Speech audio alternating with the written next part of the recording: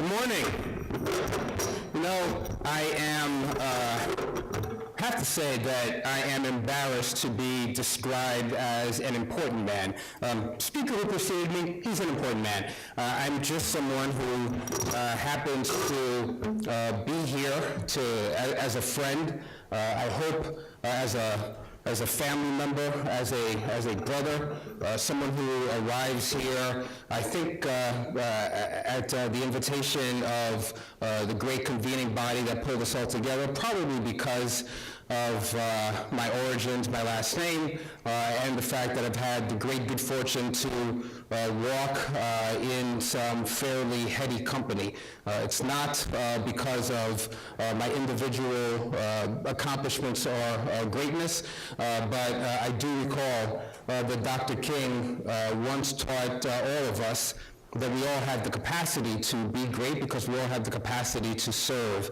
And I think that the sense of servant leadership sometimes is not elevated enough in our community. So I'm going to just tell you that I'm not a great man. I just happen to be a humble servant of the Haitian enterprise.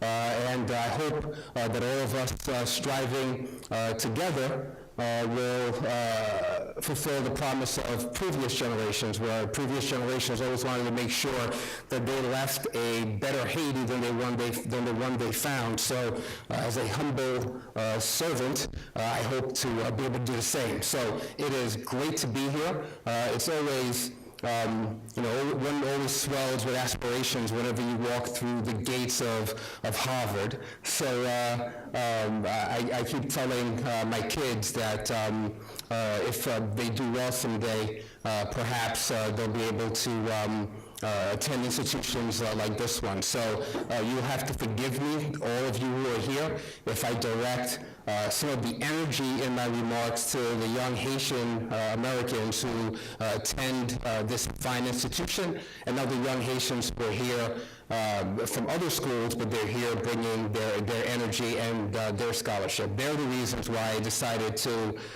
take the trip. I've gone through 5 or 6 cities in my time in the States. I'm flying back to South Africa immediately after this conversation.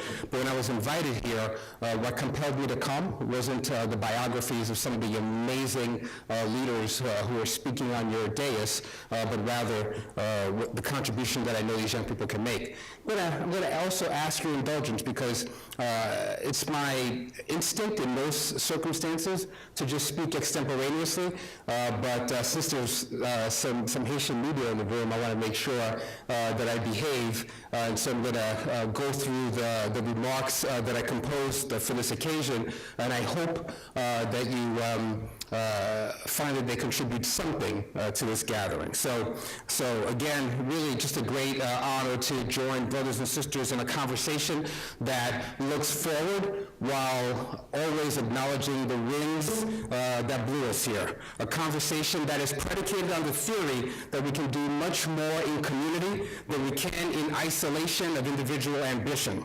I come to you this morning steeped in the history of the Haitian diaspora consciousness that stretches back to the first wave of post-1957 pioneering immigrants who were compelled to leave Haiti Chérie not because of opportunity abroad, but because of the degradation and utter collapse of civil society in their loved and treasured homeland. The truest sons and daughters of the Haitian soil who never stopped looking homeward while raising generations in cold foreign lands. Years of wood and drawers of water in the factories, taxi stations, hospitals, and schools where they earned bread and fashioned a new paradigm of diaspora dignity that yet animates us all today. It is a dignity that has our culture at its core, but that has rightly been informed by the creative civic entrepreneurialism of our new American home. Our story is old, but it is still good.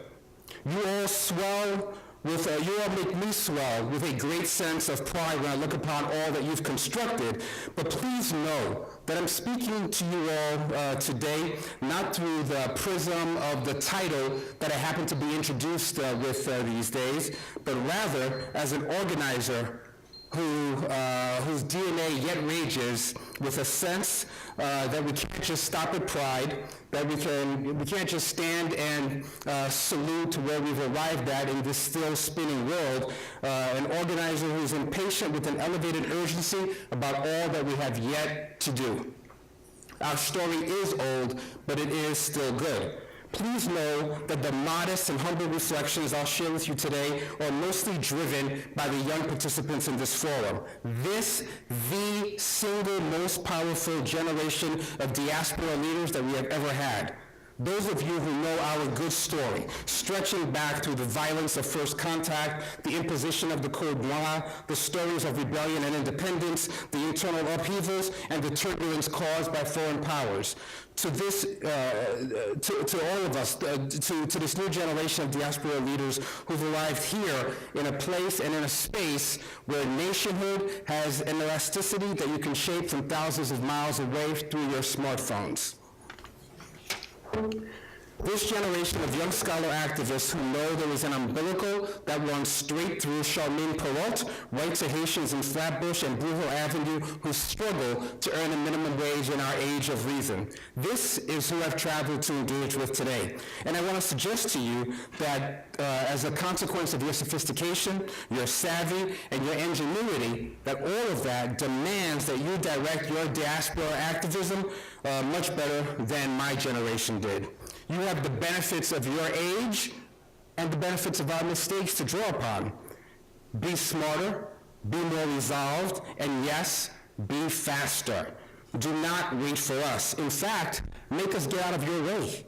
My father always knew that my generation would leave behind a better Haiti than the one that he did. I'm confident that your generation will build a better diaspora that works more coherently within our community and that engages more strategically and in a solidarity with other diaspora communities. You are the ones that we've been waiting for. Our Nigerian brother, Okwe Enrizor, tells us that the formation of a diaspora could be articulated as the quintessential journey into becoming, a process marked by incessant regroupings, recreations, and reiteration. Together, these stressed actions strive to open new spaces of discursive and performative post-colonial consciousness. At the end of the day, philanthropy has its profound limits, and sustainability happens only if we cobble together and sustain and really construct new centers of on the ground led by young Haitians who can make clear and consistent and muscular demands on educators, on private developers, on NGOs, on multinational companies, and on their own municipal governments. Consider these numbers, if you would, for a moment. Right now, while 93% of diaspora in the U.S. Over 25 years old have had schooling, only about 40% of Haiti's population of a comparable age has had schooling. In just 10 years' time, Haiti will have over 4.5 million children under the age of 15 to educate, 3.8 million of whom will remain illiterate if current rates of primary school participation and completion are to persist in the country. And while close to 32% of the U.S. Haitian diaspora has at least attended college or held associate degrees, and 18% hold a bachelor's and higher degree, only about 3.5% of Haitian nationals have attended college, and only about 1.4% hold university degrees. Haiti has a university enrollment rate of less than 1%. And here's the kicker, of that less than 1%, 84% of university graduates in Haiti subsequently leave the country. So only 1% are being matriculated through college, and then 84% of those leave the country. That last bit is the most damning number that I've come across in years. It's a more severe brain drain than what Haiti experienced during the monstrous dictatorship. As President Obama once said to me, all of us need to work together to partner to build a Haiti and to partner in a fashion that we make Haiti a place where its best and brightest won't want to flee from. To that end, please allow me to briefly cite a few of the ways that partnership has taken shape, and I'll close by returning back to the question of civic engagement. Our president, President Obama, is convinced that the Haitian diaspora has the skills, language, contacts, resources, and knowledge of the culture to serve as a bridge between the Haiti of today and the more prosperous Haiti of the future. Diaspora organizations can and must play a role that's incredibly valuable in that development. Integral to our assistance to Haiti, the U.S. assistance to Haiti, is to help build the capacity of local Haitian NGOs, businesses, and the government, so that the country can lead its own development. Our ultimate development goal ought to be to help Haiti get out of the need for any kind of international aid in the first place. Post-earthquake, the U.S. has made $4 billion available to Haiti, 77% of which has been dispersed to date. In addition to immediate humanitarian relief, the bulk of the resources have been directed to investments in breakthrough solutions across the 4 pillars of our urgent and dire engagement: capacity building and infrastructure and energy, food and economic security, health and other basic services, and, of course, governance and rule of law. The U.S. government-supported agricultural programs have introduced more than 70,000 farmers to improve seeds, fertilizers, and technologies, resulting in 500% yield increases for corn and 100% for beans post-earthquake. A 2013 Haitian Health Survey reported improved trend lines for basic indicators like child vaccination rates, infant-child mortality rates, HIV/AIDS rates, and adult contraception usage. Approximately half of all Haitians have access to basic health services through programs supported and established by the U.S. government. U.S. assistance helps some 328,000 displaced Haitians, of course, find alternative lodging post-earthquake, and most importantly to me, U.S. government support for the Supreme Judicial Council was established and is now operating as an independent branch of government for the first time in the history of our little republic. All of this is critical progress, and we should all of us be encouraged by the more than 4% growth that we've seen recently in Haiti's economy. But the metrics that I cited earlier on education outcomes should seize us all with fear and trepidation about how much more needs to occur in the immediate. And for me, that goes back to the essential question of civic engagement, civic participation that I tried to lift up. And if I could, the previous speaker will forgive me for doing this, and I only came in and heard the very tail end of his presentation, but I want to, if I can, push back a little on your closing comments about the participation of Haitians here in the politics of Haitian and what we need to do to engender a new kind of participatory democracy in the country. My father used to always say to me, when I was a kid, I'd just follow my dad everywhere. My father was and still is my hero and will be for the rest of my life, and I hear his voice in my ear right now. When I was a kid, I'd go to a meeting with my dad, and this was in the early days. My father was part of that group of first wave migration who fled the Juvaillette dictatorship and ended up in the United States, and he would always drag me with him whenever he went to protest at Dag Hammarskjöld Plaza in front of the United Nations, or came and joined with other Haitian American leaders to demand change back home. But what my father always said to me is whenever we walked into a basement for a meeting, whenever we went to any kind of a reception, he'd say, Patrick, if you see 20 Haitians in a room, that means you have 20 presidential candidates in the conversation. My father would always kind of inculcate in me a sense that we had this unique hyper-political atmosphere that we always operated in, and we all of us seem to share some unique ambitions as well about what our place in that politics should rightly be. And my father was always concerned that we didn't appreciate that the way you make a tower really, really tall is by having an incredibly wide base. And sometimes in our politics, I think that we have very, very small edifices that are constructed in the honor of very, very, very small people.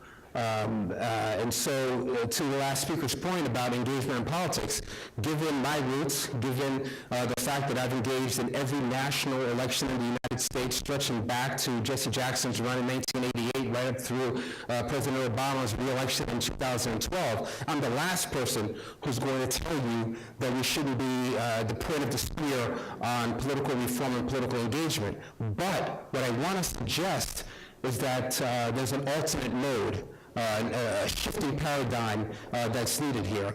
I'm interested not in having 100 presidential candidates in a room in Haiti, but 100 young people who are fired up with their sense of what it's going to take to radically transform the roads, the bridges, the physical infrastructure in their country. Young people who are seized with all that they can do to have sustainable and lasting reforms in their judicial infrastructure. Young people who appreciate that the kinds of numbers that I just rolled out about basic education mean that this is a country that's going to subsist at the aid and benefit of others in perpetuity if we don't turn these numbers around. And we need young people who are not interested in pursuing office themselves, but who are interested in building institutions on the ground in their community where their mothers, their grandmothers, their grandfathers have a deepened sense of civic awareness and responsibility, and a sense of what it truly means to build accountability from the ground up in their societies.